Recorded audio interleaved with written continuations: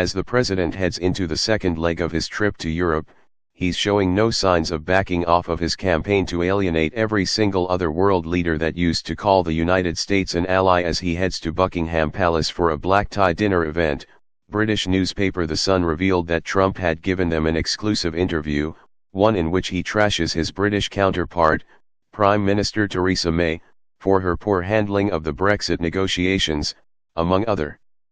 things. The president tore into May, scolding her for not taking his advice on how to Brexit, made ominous threats about cancelling US-UK trade deals if the UK proceeds with the soft Brexit extended withdrawal from the European Union. He even dared to float a possible replacement for May in the recently resigned Foreign Minister Boris Johnson, who is similar to Trump in that they are both racist, ignorant buffoons with awful hair. The president then launched into an unabashed blood and soil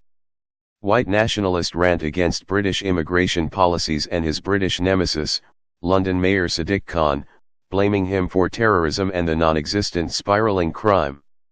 Trump's animosity for Khan stems from a pre-election interview in which Khan calls Trump ignorant, and the president has never forgiven him. Seeing as Khan is a person of color and a Muslim, it's pretty clear there's something else driving the president's incessant attacks on the man. Not content to be rude and racist in his introduction to the British people, Trump also made some absolutely ridiculous boasts, like how he was more popular than Lincoln, who lived before telephones and any kind of popularity poll. While Trump's behavior at the NATO summit was bad, this is a whole other level of disgraceful. For the President of the United States to travel to a foreign country and then openly spout white supremacist talking points in a surprise hit piece on the leader of one of our closest allies is beyond reprehensible, even if that leader is awful and should be replaced. The one silver lining is that some pundits believe this interview might be the tipping point to wrecking the Conservative Party's majority and replacing right-wing plutocrat May with one of the world's most stalwart progressives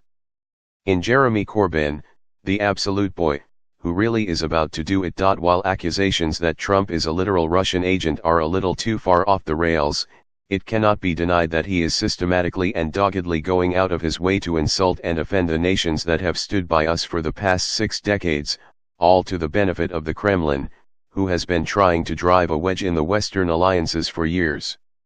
We need Robert Mueller to finish his investigation as quickly as possible before the damage becomes irreparable.